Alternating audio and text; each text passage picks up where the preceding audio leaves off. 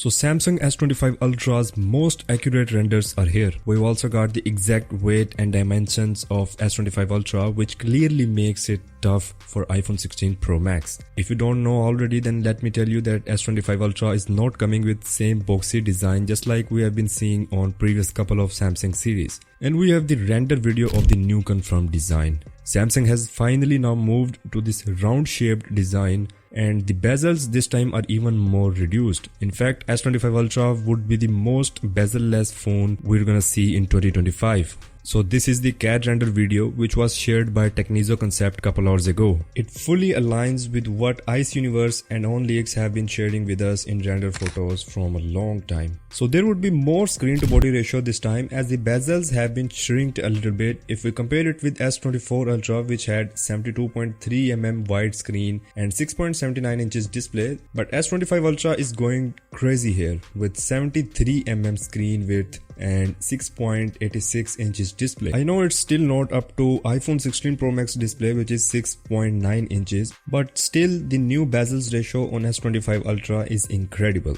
Moreover, Samsung has also reduced the overall width of the phone. As you can see, Ice Universe shared these dimensions, and S24 Ultra was 79mm wide, while now S25 Ultra is going to be 77.6mm wide. We do have the full body dimensions as well in comparison with its predecessors. This clearly indicates that we will have now more comfortable grip while holding this phone, and it's going to be lightweight as well. Yes, the S25 Ultra will be 219 grams, which is a noticeable amount of reduction from S24 Ultra's 232 gram weight, and a hit on iPhone 16 Pro Max, which weighs 227 grams.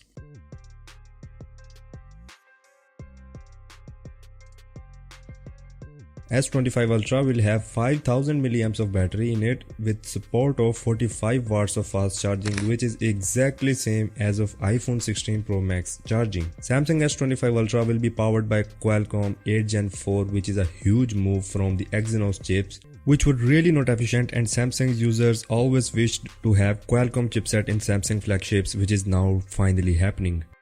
So that's all for the S25 Ultra. This one is really gonna bring the game up, and we will see how it stands with 16 Pro Max. Make sure to subscribe, like and share, and I'll see you in the next one.